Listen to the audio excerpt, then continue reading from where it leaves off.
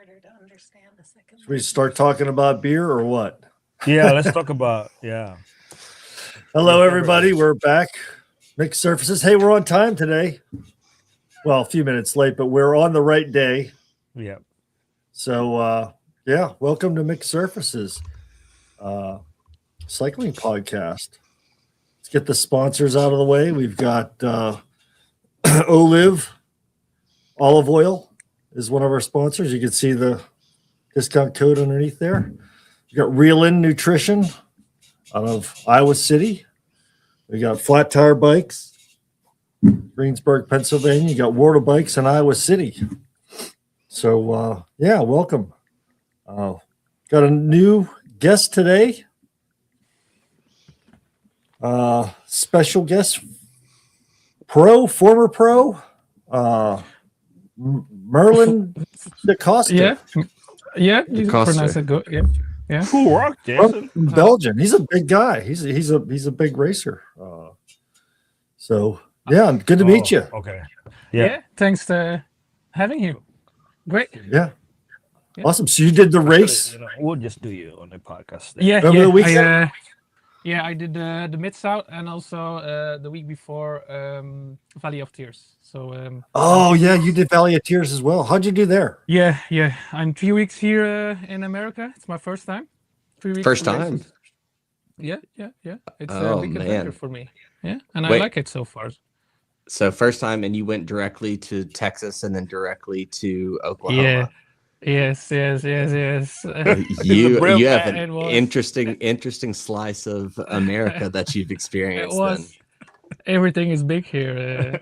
I renting an RV, and it was the roads. Everything was like huge, and yeah. What was your bucket list thing that you wanted to do coming to America? Was it like going to like In-N-Out or eating barbecue, or like what was what's your thing that you want to do while you're here, or that you do want to do while you're here? It's for the gravel race. It's I followed it last year, the US gravel, and it's so different from Europe. In Europe, it's smaller roads, more turning, more villages to pass through. Here, it's open, big roads, gravel, and I like that. So last year, I was thinking I have to go to America. So I planned it this winter. I was searching for a couple of races close together, so I can come not for one race but for a couple of races, and that's what it is. The MidSouth, Rattlesnake, and Valley of Tears.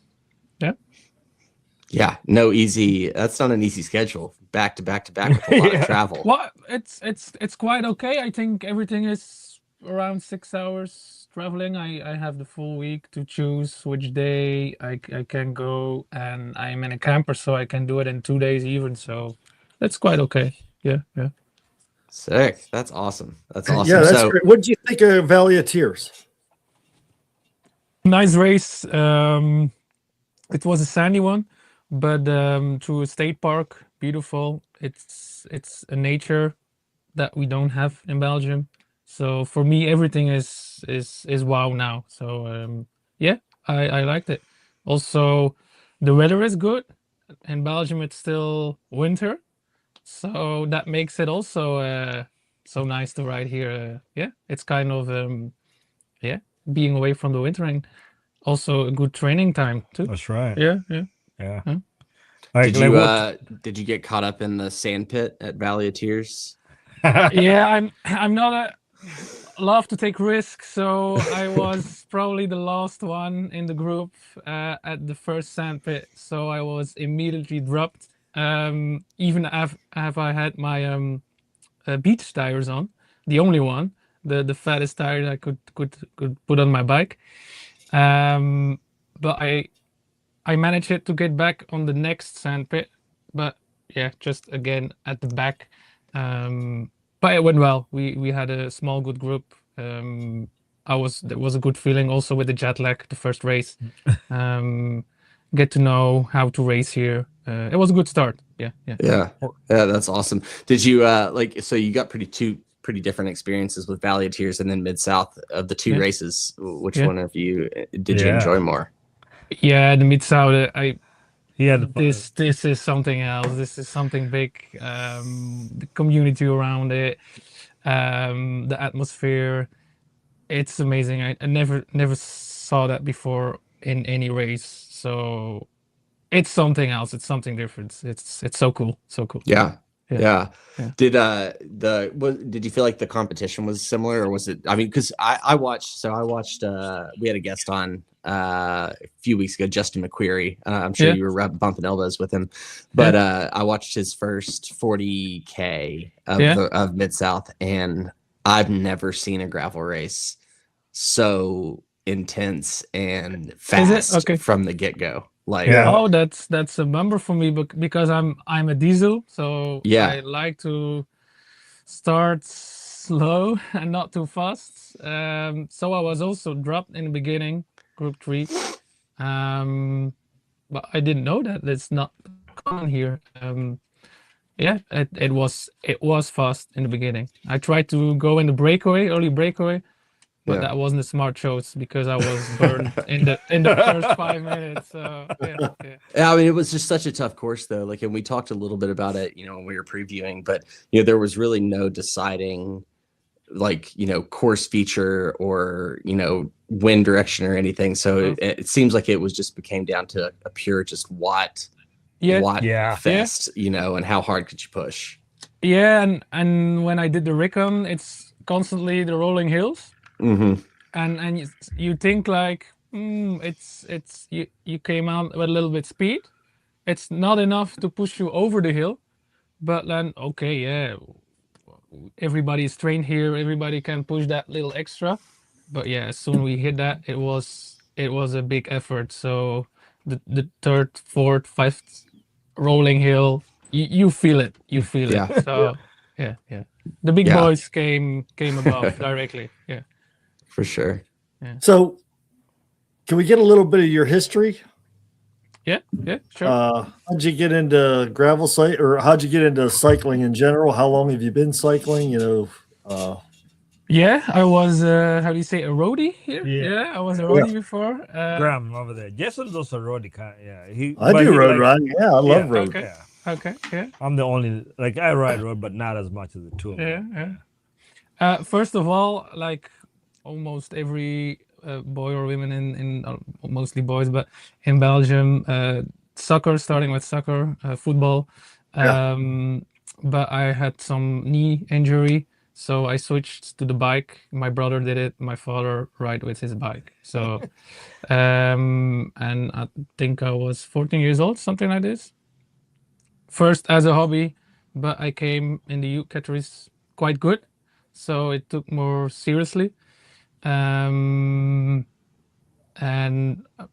I had some opportunities to race on the not the highest level, but on a high level.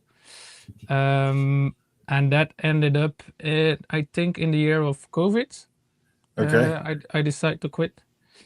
I didn't ride my bike for 4 years at all. Whoa. Wow. Yeah, no. And last year I started with gravel. A little bit sad story with it. It was because of my relationship ended up. We were busy with building our dream house that fell apart. And also in the same year I lost my job, and that I needed something to mentally repair myself. So I took the bike again, and that literally the bike saved myself. Right. Yeah. It's life-saving cycling. Yeah, it really is. It can be. Yeah. Yes. Good therapy out there. Good for you. So what you said, you weren't at a very high level. What was the riding you were doing? I kind of looked a little bit to try and see what you were about, and I saw you were on a couple of road racing teams. Yeah. You have 3 levels in road cycling. You had the World Tour, the Pro Continental, and I was in the Continental level. So you ride a couple of times with the Pro and the World Tour teams, and sometimes with the the best under 23 teams. It's a little mix of that. And what kind of rider were you? Were you a GC rider, sprinter, Healy, not the big mountains. I'm 70 kilo, but I don't know how much that is in pounds or something. Yeah, so more like a puncher. Yeah, a little bit like this. Yeah. No, I'm Nice. Definitely not a sprinter. No. Ah, well, it seems too like scary too. Yeah. I know, right? Yeah. It's crazy. It's crazy. Yeah. Sweet. Yeah. So you, Awesome. how did you? So you said you got into gravel. I assumed you raced because gravel in Europe is. I mean, it's hard to say gravel in Europe hasn't been around for a long time because it's, you take some of the road races that you guys do, and those are pretty gravelly. But the scene itself is like an established sport. Like wasn't huge right after COVID. No. So kind of how did you? It seems odd that you wouldn't go back into road cycling. You might go back in. How did you get into gravel in Europe and Belgium? Yeah, I think it became big or bigger because of Unbound also was in the picture here in Europe. I think with Jan Bakelands started and some the TV followed it.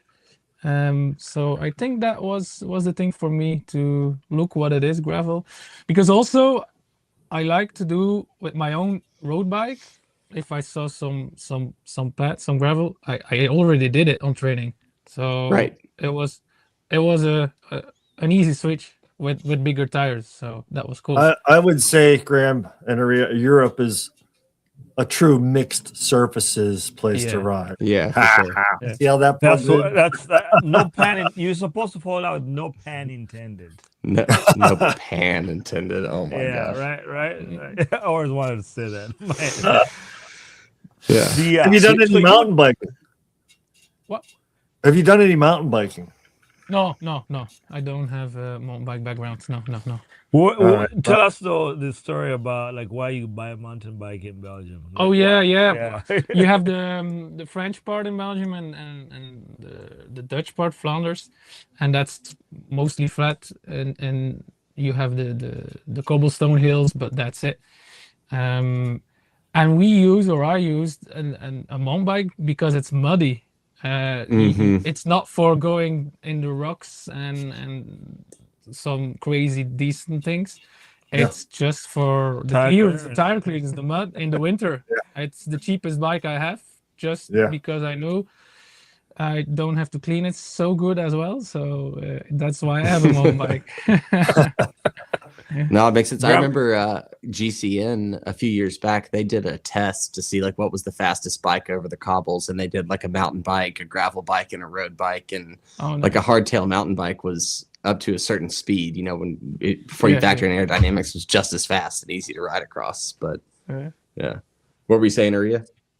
No, so you're talking about the tubeless tire testing, I think that we would love to talk. Can you talk about that a little bit? Yeah, I think tubeless came, how do you say it, 5 years ago, something like that. Everybody was riding it, but I started it.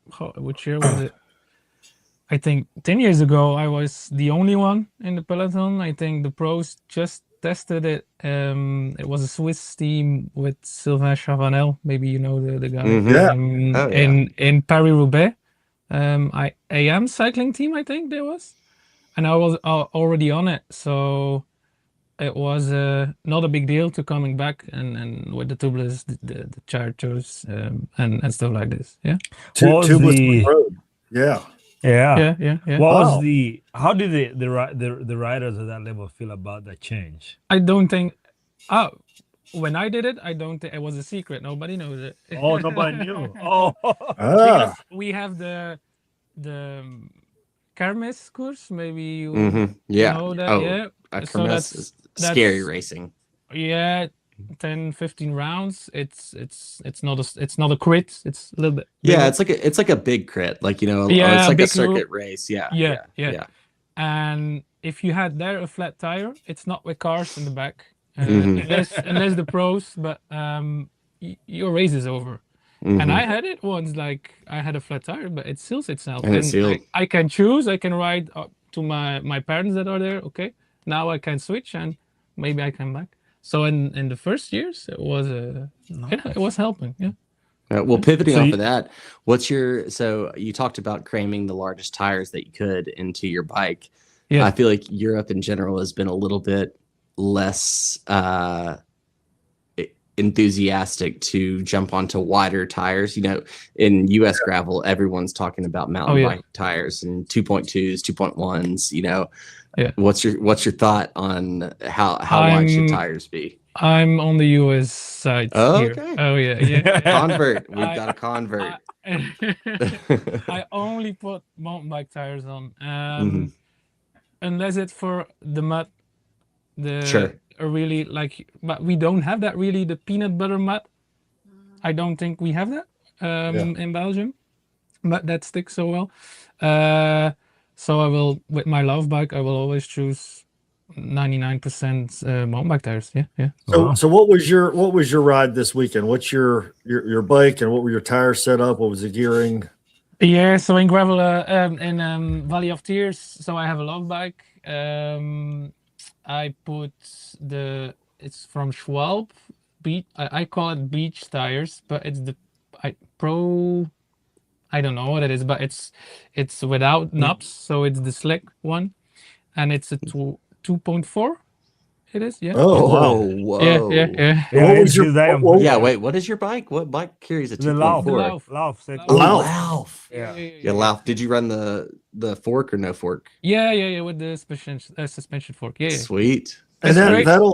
that'll take a 2.4. Yeah. At the front, I still have More room, right? more room for. How much in the back? I Is think it you can 2 go to 60.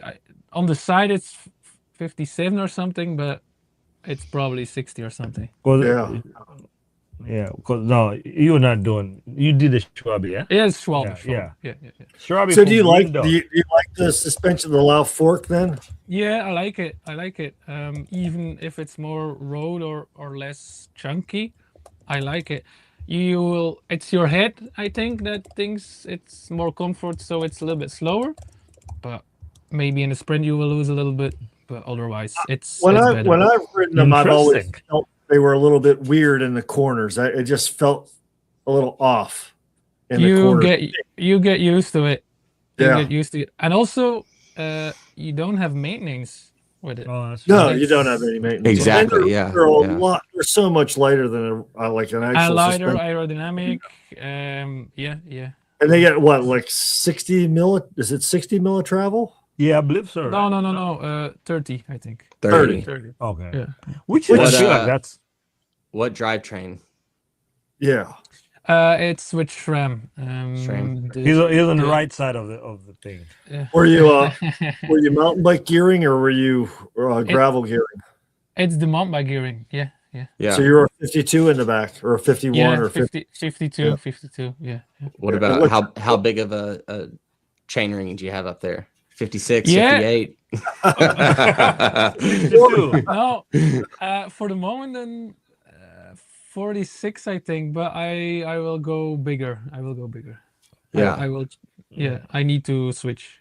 Are you going bigger for the efficiency or for the speed? the speed?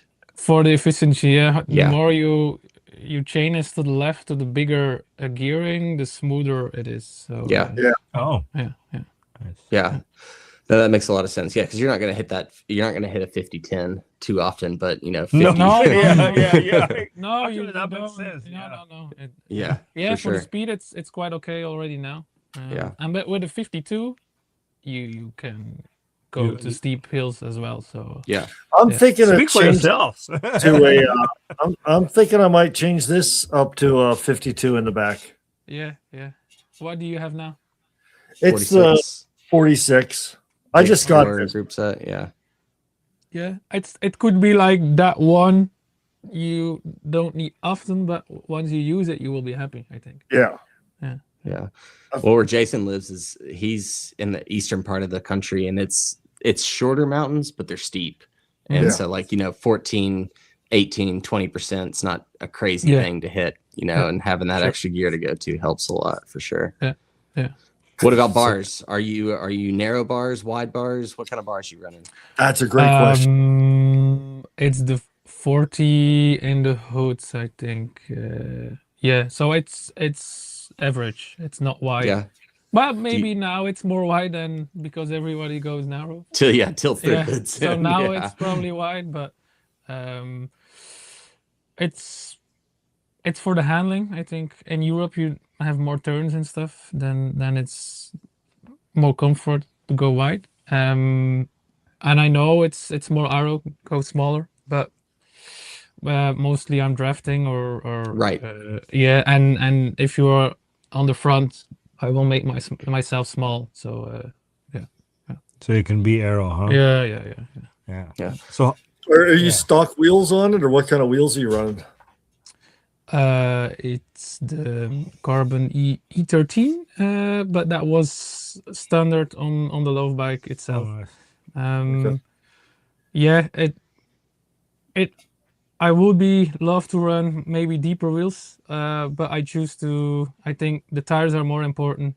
The rolling resistance is more important than the aero benefits. But yeah, we will see in the future. There you go, Jason. So you might just send me those zip wheels. You won't need them for, you know. Hey, Just pick the right tire. I got the right tire. I got I the would- right bike. I got the right gear. I got the right bars. All right, get out of here. I I do just wanna- don't know if I have the right legs. That's That is the trick there. I do want to go back though, because like you're talking about wide tires. I'm on the wide tire train too, Merlijn. Yeah, Like I agree. I think it just makes more sense.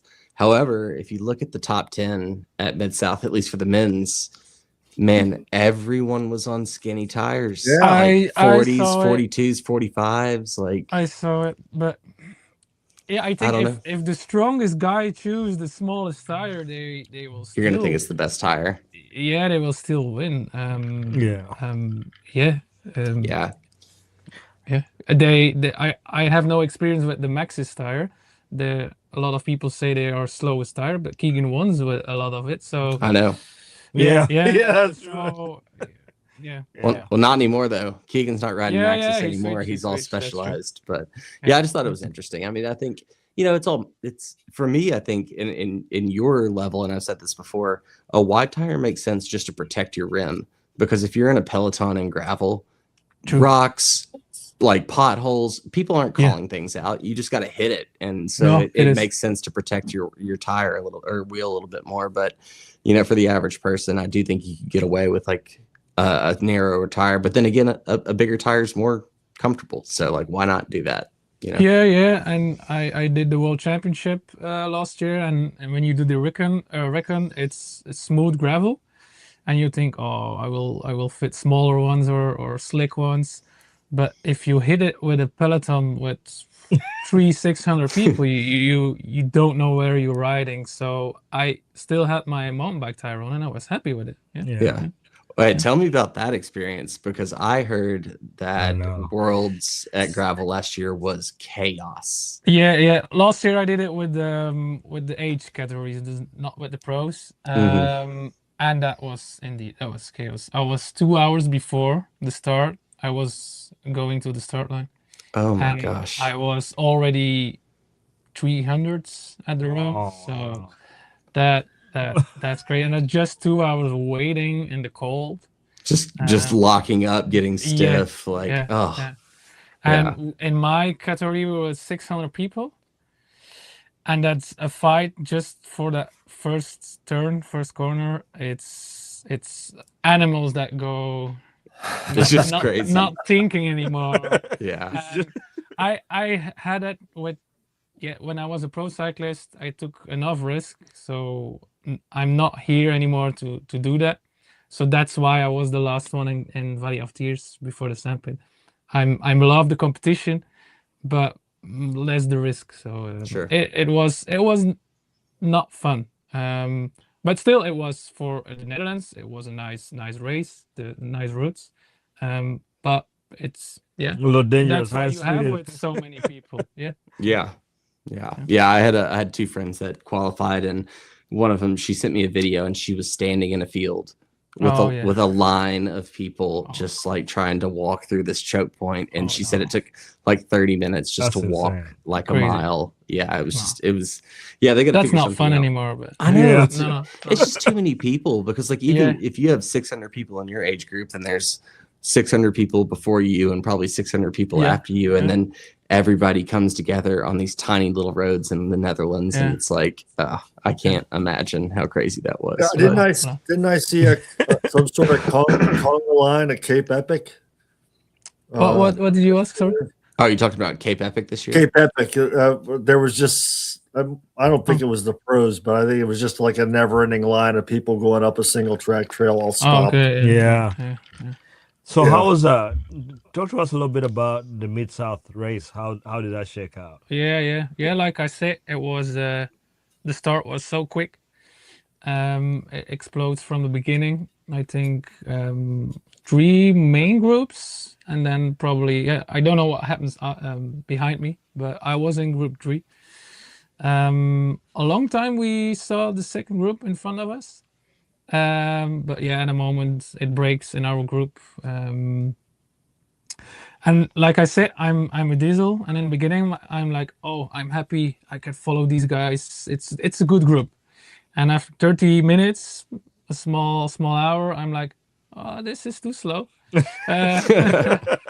Shit, I could be in the next group. But on your own, the gap is too big. You had to stay a little bit longer in the group, and at the middle of the race, I think it was the only and the first aid station.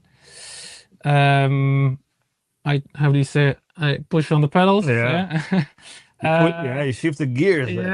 And we were with 6 guys. And again, after a while, some people were like a little bit struggling. So on the next climb, I talked with the guy I raced with in Valley of Tears too. Next climb, we would go hard.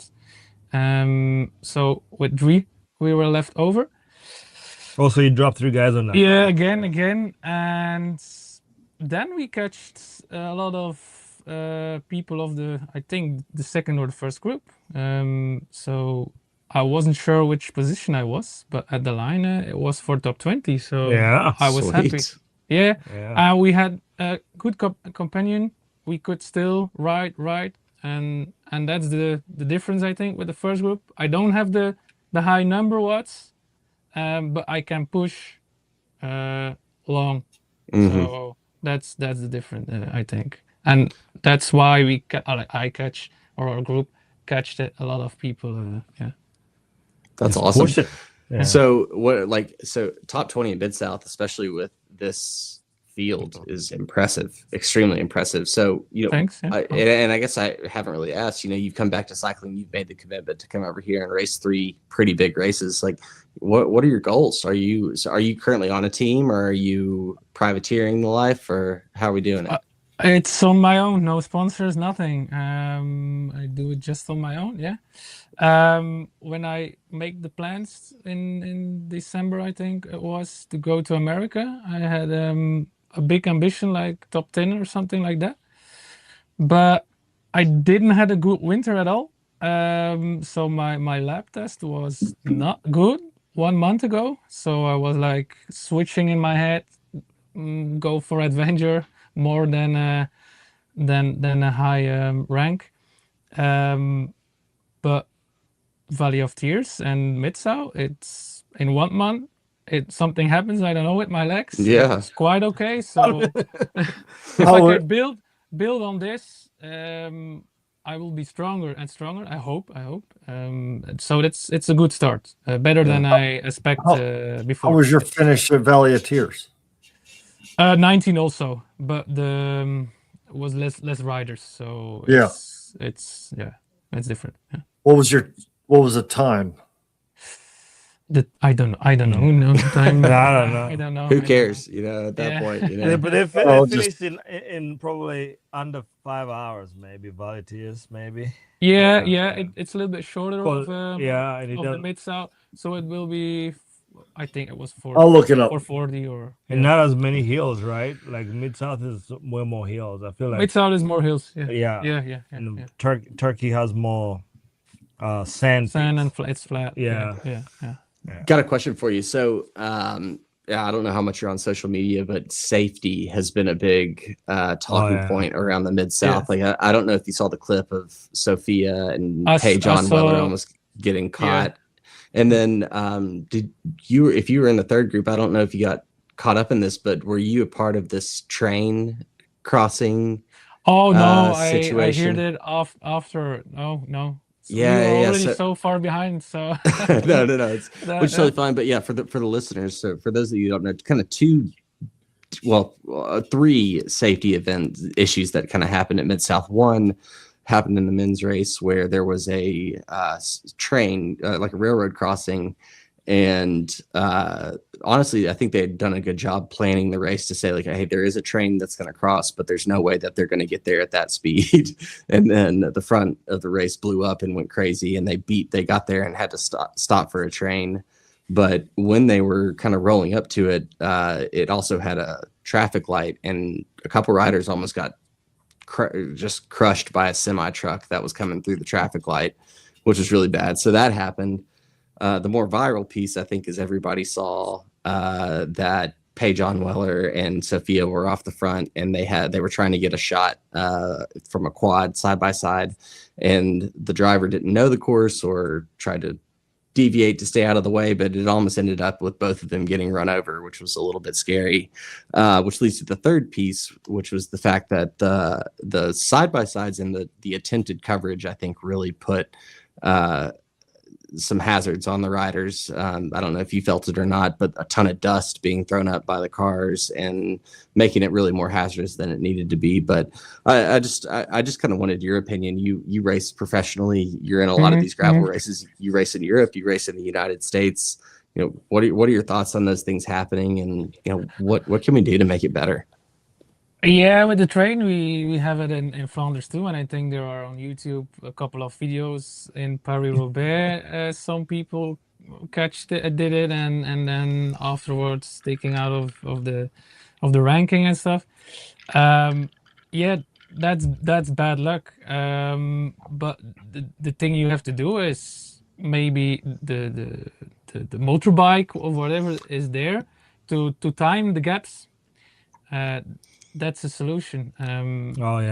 You can make a course, of course, not going over a trail, but in some regions it's difficult. With the dust, that's not cool. That's not fun.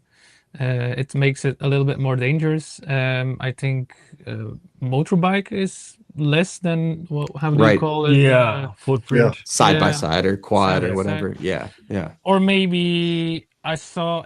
I think was it in Seattle? Is it not an e-bike that follows some riders with I the thought that- GoPro stuff? Mm-hmm. Just put some batteries on point switch and could be two. I don't know. Yeah. Go ahead. I wanted to ask a question about, okay, you've raced in Europe. So the cameramen and the motorcycles there, are they affiliated with that particular race? And maybe, I guess this is a question for all of us. Are they affiliated with the organization that's putting on the race, or how does that work out? Because my assumption here is, Mid-South has a bunch of volunteers, and Joe down the road's got a side-by-side, and he's like, yeah, you guys can use it, or I'll drive it. And he's got like 4 people in there, and maybe 2 of them are cameramen, and the one person's just out for a ride or whatever. And it's just not a real professional, because it's volunteer based. They're trying to get people just to do the job. They don't know, but they don't know cycling. They don't know cycling. Like crosswinds. That's a great question.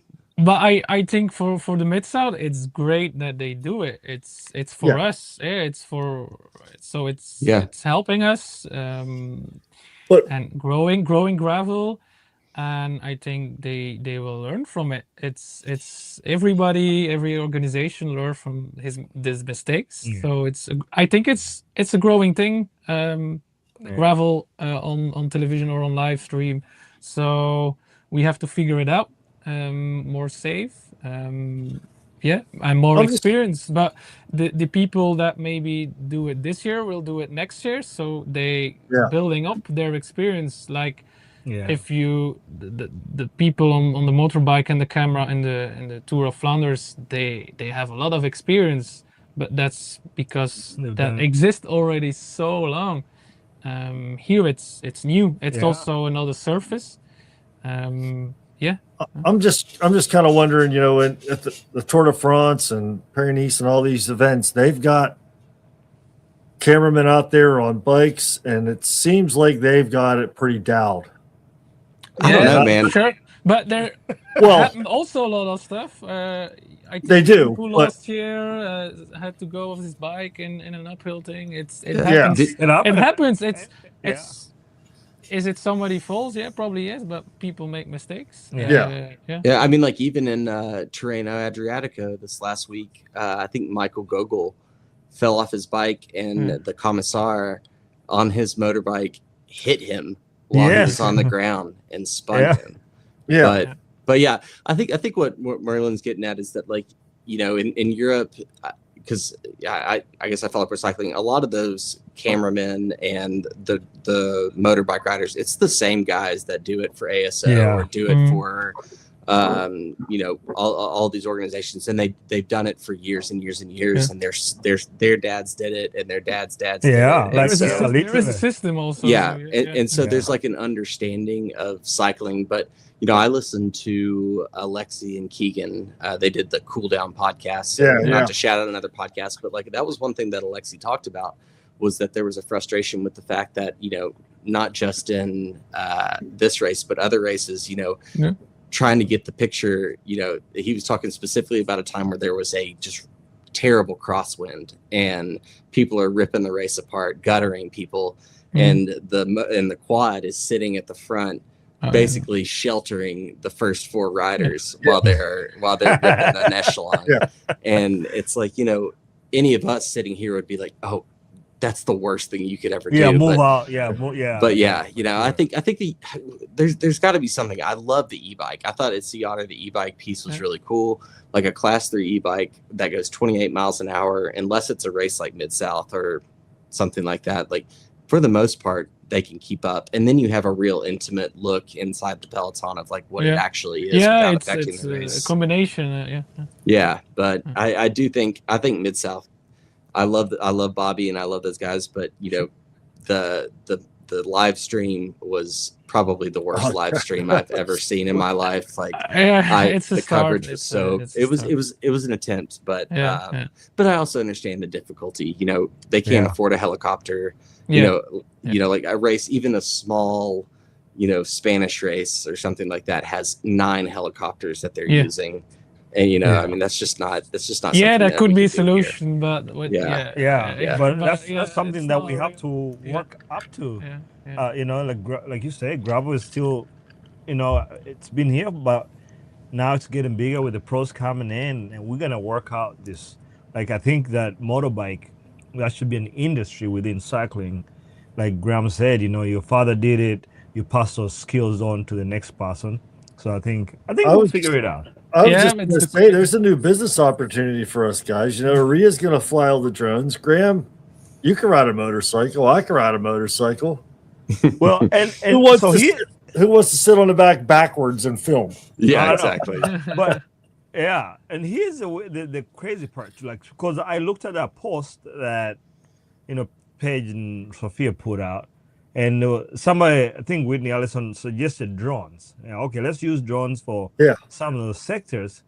The problem is, in the US, the leading drone manufacturer just got banned, right? So going forward, you have to buy a drone. What does that mean?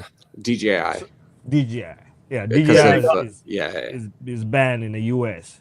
So it's now sourcing a drone, you know, something that's similar is like $20,000 to buy if you're buying it. Whereas you could, some of the smaller races, you could buy a drone for $1,400, but it's like that's outside of what these races should be, spending on coverage. So it's like we have to have that balance. The pros have to realize, hey, Bobby's kind of trying to give you what you want. Or Gravel World, they're trying to give you what you want, but this is the first time they're doing this, and there's going to be mistakes. And yes, that was a bad one, but it's human. Mistakes happen. Here's my thing. I personally, Merlin, I'm glad. I know you're a great racer, but the last thing I want to watch you do is race a bike on gravel for like 7 hours. I really don't like. I mean, in Europe, they only show probably for most races 2 hours, maybe hour and a half of coverage. It's the pivotal point. What I do like is like I can go on Pro Cycling Stats and I can know exactly how the race is unfolding. I know who's in the break. I know what the gaps are, and I got to the point where I was thinking in MidSouth, it's like I don't need to see every attack. I don't need to see every moment, but if I could just know what the situation is, it would be really great, and I would actually care a lot more, because it's just, hearing you talk about that there were 3 groups I'm piecing this together, right? I got YouTube footage from one person. I've got Instagram posts from another person. I've got you telling me on this podcast, and I'm like, oh, this is how this race actually like panned out. And for someone who's actually interested in how gravel racing is evolving, tactics are evolving, team dynamics are evolving. It frustrates me because like there's no way to really like understand how a race went other than hearing it from somebody, But it's also a different sport. Like in the MidSouth, in the first 20 minutes, a lot of happened, and the race was already, let's say, decided in a big part. And in road race, you don't have that unless Pogacar is maybe is starting early, like we know. But like in the Strade Bianche, a lot happens in the back, but you don't see it either. Right, you don't see it. And that's a huge difference. You can watch in the first a big bunch, a big group and attacks, but in gravel, the start is so important, and then you watch 5-6 hours, maybe the same small group, and then the final will start with these guys. So maybe that's it. It's give us the first 30 minutes of a race. Yeah, that could let be the separation happen. And then and then come back and give me the end and focus on those 2 spaces. But before that though, I mean, I think that another thing that Alexi and Keegan were talking about is that they're frustrated with like, forget about the media coverage, make the races safe first. Graham, I kind of like the whole 5-6 hours of the race, because like, Sunday afternoon you're watching a race. You drink a beer, right? Take a nap, and you wake up. Hey, they're still going there, and it goes off again. Well, that's gonna be my Saturday for Milan San Remo. I'm gonna wake up really early. I'm gonna watch the break go, and then I'm gonna go back to sleep for 6 hours, and it could wake also up and watch that. A boring race. It's the most boring, exciting race there is. I really think that if they had some kind of professional camera people out there on motos and some good drone people, that they could really do a good job of capturing, 75% of the race. Yeah. Well, and I think it's doable. It's just the cash. It's the money. The cash to like. Well, what about this area? And because so do you guys know what Velon is? I'm sure. Yeah. So Velon, they put bikes on the World Tour guys in the peloton, and then they take that footage, and they've started integrating a little bit more live footage too. Every once in a while, like in a live broadcast, they'll cut to a Velon camera. Imagine if every gravel racer in the pro field and the elite field had one of those cameras, and then you have a follow van behind, which is like your Starlink setup, and they're picking footage from all the different riders, Or, and then you or also can know, choose on your yeah, you could computer. choose. Yeah. You could Yeah. choose Which to say, rider like, I will follow. now. exactly. Yeah, Yeah. you're like, oh, cool. I want to watch Cam Jones because Yeah. I know he's going to be on the front the whole time, just drilling it. Or, I want to watch Merlin because I want to see him diesel back up and start catching everybody and like Bridge Yeah. back up. passing yeah. everyone. Like Close the gap. it surprises me that they haven't done that in the World Tour for one thing, and especially like for gravel, that could be an easier solution. I think. Well, Like, what I like is they have some of those cameras on some of the sprinters yeah, on their, Yeah, that's cool. underneath Yeah. their seat, yeah. seeing what it's like to be in a sprint. But for It's how terrifying. that is now, I think that's more for after the race than if you see it in the race. It's too hectic. Yeah. I don't know if, Yeah. if this in the middle, in the back, you don't know. Yeah. Yeah. Yeah, I don't know. I'd love if like Lifetime or somebody could get like GoPro or like one of Instago or something like that, like as a sponsor, and every rider has to have a camera on. Yeah. Like that would be sick. But Well, yeah, maybe we need to find some investors who will start doing this. yeah. Yeah. The other Yeah. thing I struggle with, sorry, I'm just like talking consumer side, is that it's hard when you're watching a World Tour road race, I can pick out riders, based on their jerseys and their teams, and then they also numbers, and of course they're like telling you. But I struggle like to even pick out riders that I know. I'm like, who is that? Like, who's that riding right there? Who's in that group? And so even if I can watch the live stream, unless they tell me who's there, I really don't know who's there or like who's pulling. But I don't know. I'm venting. I just want gravel to be interesting. It would be nice for I guess it'd be tough to do for all the races, but for the Lifetime people, that they have the same Lifetime number. Yeah, that would make sense. And a All the leader's time. jersey. A leader's Yeah. jersey. Yeah. Like a climber's Right. jersey. Like, oh man, how sick would that be? And it would give people things to go for other than the overall GC. Like, Well, Oh yeah. Although, Yeah. Graham, on your point, like to see footage of the front of the race, I have that. I was on the front of the race for my race. I know. Where's your video? Your video is going to come out soon. It's I coming know. out this week. Yeah. It's coming out this week. I sorry. was at the front. All that people are waiting. I know. Because Yeah. Graham doesn't think I was at the front. I Merlin, know. Merlin, it took him like till today to drop his stuff on Strava, So we're like all waiting. What's the data? What's the data? I kept saying, and it took him till today. No, Dash and his dad were there. So Yeah, I saw that. So we jumped in, we at the first climb, they started, going around to get in position because gravel was like maybe a quarter mile, and I followed and we went. Feel like his time, if we're going by your times, I think he beat you. He did. I did. Here's the thing. I could have gone but here's what I realized. I love going fast. I don't love going fast in the group, especially an amateur group. Like our whole thing was amateur. Yeah, that's You fair. have to trust it. Yeah. Yeah. So people were like changing lanes all the time. I'm like, dude, this was 3 abreast. Like, why are you changing in like right now? Like this. Yeah, it was fun, but I was like, man, this is so much above my pay grade. So I stuck with them probably for about 3 miles or so. And I was like, not for me. But yeah, it was good. Nothing is scarier than the pointy end of an amateur gravel race. Seriously, and Who and knows honestly, what's going to happen? And no, but because the start was fairly a little hilly, but everybody, the 20 people that were in that group, we were moving pretty good.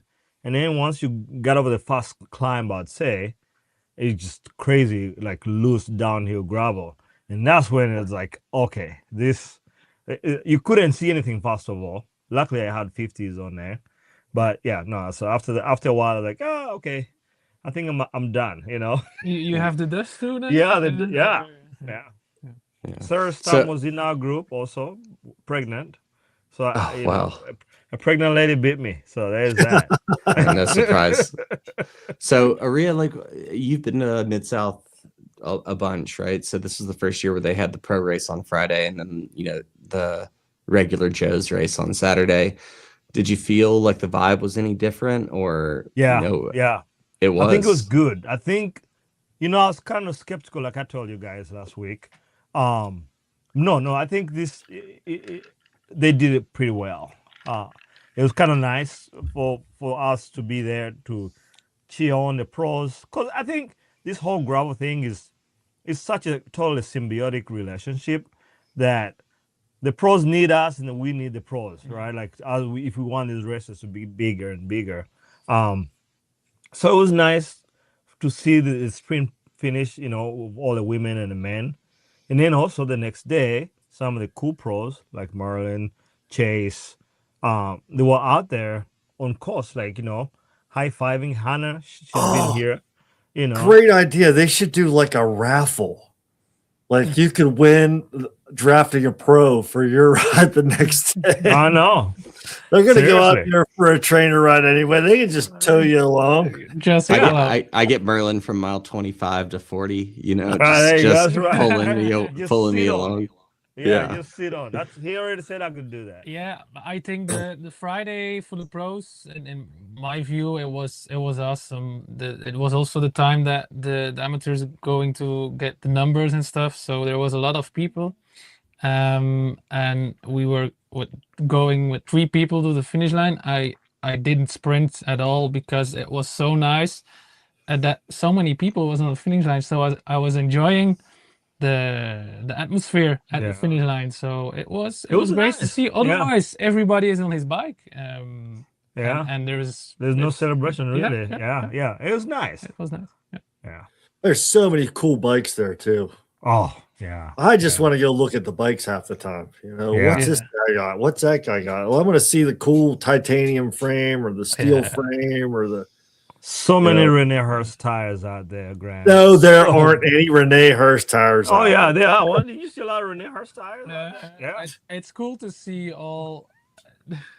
The next day, everybody. I was volunteering at an aid station. It's cool to see all the bikes, the people suffering, but on a good way, and that was nice to see. Graham, I was waiting for him to say it was cool to see everybody sitting there patching their Rene. I was trying to figure out if I should jump in and say that, and I didn't. I saw you get like excited. No, yeah, Merlijn, I thought you were gonna tee me up just to knock it out of the park, but no, it was cool. It was cool. And then you saw how people, so slow people to see how they're riding and everything, right? But everybody is important. It's not the MidSouth is not for the pros. It's for everybody. So sure. It's nice Hey, to share a whole weekend. Yeah. Did you guys see Cassie and Grant or Maria? Did you see Cassie and Jacob there? Oh yeah. We They spent did all the weekend. 100-mile on that tandem. 14 mile an hour. Well, right under 14 mile an hour average on that hilly course. on a tandem, it's On a impressive. tandem. Oh, Yeah, pretty good. Yeah, And their they tandem- didn't their even make the tandem's no DFL joke, because, Yeah. huh? Their tandem is no joke either. That's yeah. a serious tandem. Yeah. And They said- I could have finished sooner, but I forgot to put carbon paste on my seat post. And that sucker just kept sliding down like the whole race, man. I was like, Oh man, that's the and it was worst. so hilly. Like you go uphill and you drop like, a couple millimeters. It was so bad. Just an Didn't, excuse, that's Who's all. your wait? Didn't Yeah, Ryan no, Egan there build isn't that I was bike? about to say, Ryan Egan, if you're in the chat right now, I think you're getting called out for building that bike up wrong. No, I made some changes. They put stuff on. I totally forgot to put stuff on. All right. It All was right. my- He's off the yeah, hook. He's off the Yeah. hook. for sure. That's sick. Was your battery charged the whole time? Yeah, my batteries were charged. That's the first screen I have on my GPS now. When I turn it on, it checks in with all my SRAM stuff and tells me right away. So I learned my Oh, man. lesson. I don't. I just hope and pray. Yeah, they're no. I Yeah. keep a battery. I keep a SRAM battery charger in my truck. So if I'm like driving to the mountain bike trails, I'll just like pop one of the batteries off, like either my seat post or my like rear derailleur, and I'll just be like, I'll charge it for 20 minutes, and Yeah, then that's that usually should get good me enough. to the next yard. It should be good. But Man, that's a terrible system, but it's actually pretty good. I mean, it Yeah. works out. Yeah, It works that's out. So yeah. all right, That's so awesome. rattlesnake, right? That's what's coming up. Yeah. Yeah. Coming up, rattlesnake. So are y'all both riding that, Aria? You and Yeah. Merlijn? Yeah. Nice. So you got 2 19ths in a row, yeah? Yeah. Yeah. And so are we thinking 19th again, or are we thinking Probably not. higher You're probably than gonna that? be higher You than gotta that. you gotta feel confident. You gotta feel confident. I'd Like, try and go for the triple 19. I think it's gonna be higher. I Because think it's a smaller race, so I hope to doing better. But also sleeping in the RV, I feel my Yeah. back. It's kind of yeah. I'm a little bit tired too. But we will make the best of it, and I hope. Yeah, what I saw at MidSouth, maybe top 5 or something, but sick. could be 10, 12. Well, I mean, like, I'm already happy. So I'm curious though, like, you being a diesel, it sounds like MidSouth was maybe very different from what was the first one? Sorry, I'm blanking right now. Valley of Tears. Valley of Tears. Yeah. Like MidSouth shot off like a rocket.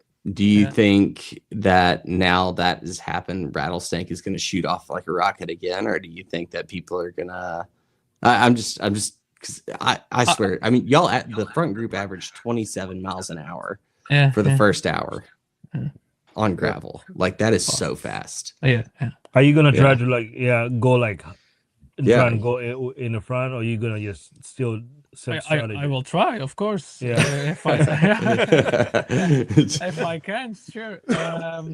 Yeah. But it's the riders that make the race hard or not. So, and the wind maybe can make a decision. If it's wind ahead, it can go slow. In the 100 degrees. We will see. Yeah, it will be hot. Oh yeah. 100. But we start in the morning, so I think in the morning it will be quite okay. But at the end it will be a hot day. Yeah.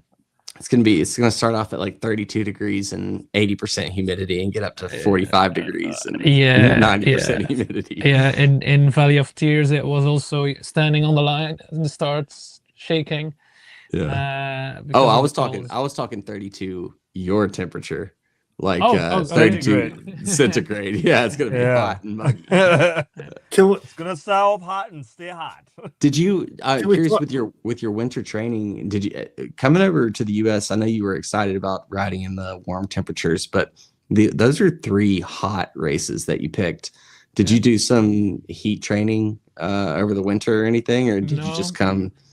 No, I straight from work it? I work full time, and my base training is going to work with my bike. It's go and back. It's in miles 27, 28 one way. Oh, That's his okay. bike commute. I do it 3-4 times in a week, and in the weekends I try to do my long distance run training. So I have to go out if it's snowing or whatever. I'm taking my bike. An hour and a half commute each way every day. Yeah. Nice. Makes Ivan's commute look like child's play. Yeah, that's my what thing. do you do for a living? I'm an inspector of monument buildings for let's say the government of a part of West Flanders. Top secret Nice. stuff. No. We'll cut that piece out. I'm making a report how the old buildings, monument buildings, making a report for the owner. What's important to do in the first year, second year. So on. Yeah. Pretty cool.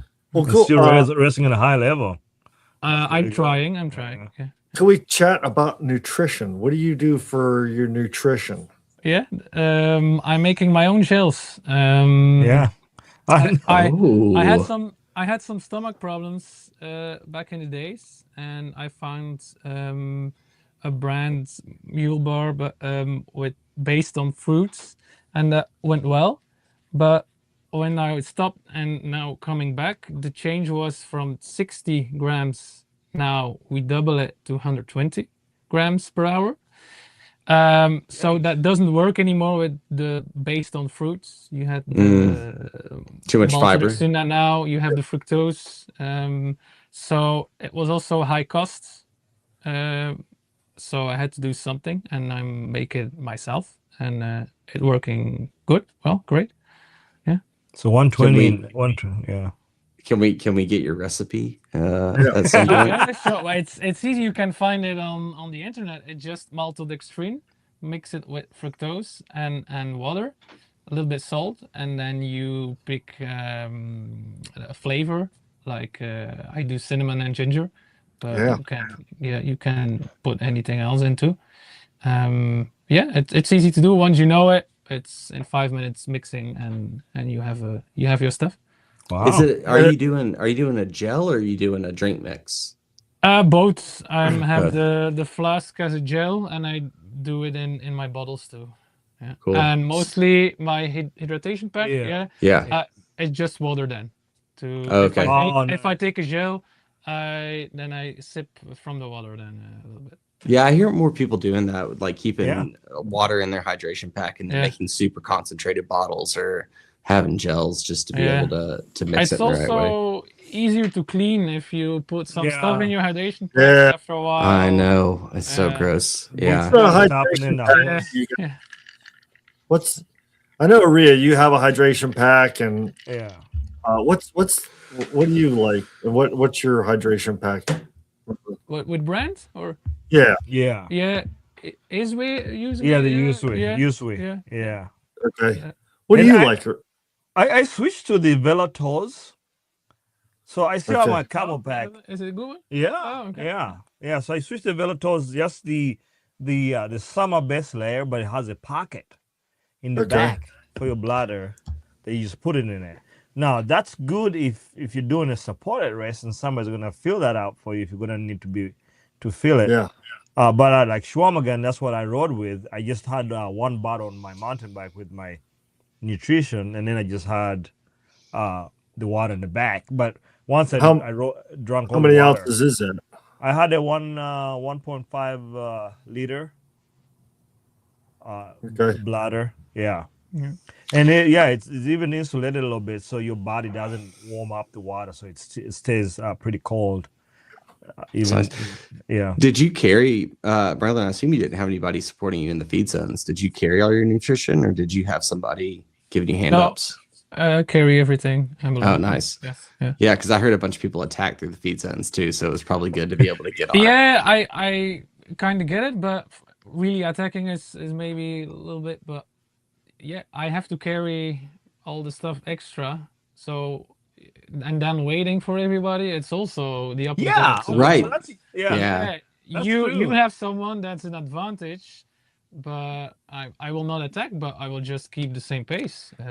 You have to come back. I have 2 kilo extra on my back. Exactly. Yeah, I agree with that totally. Like I think if you have a plan to carry your nutrition, you should have full rights to keep going. Drill it through the feed zone if you want to. It's a choice. You can do it too. Yeah, exactly. Everybody can.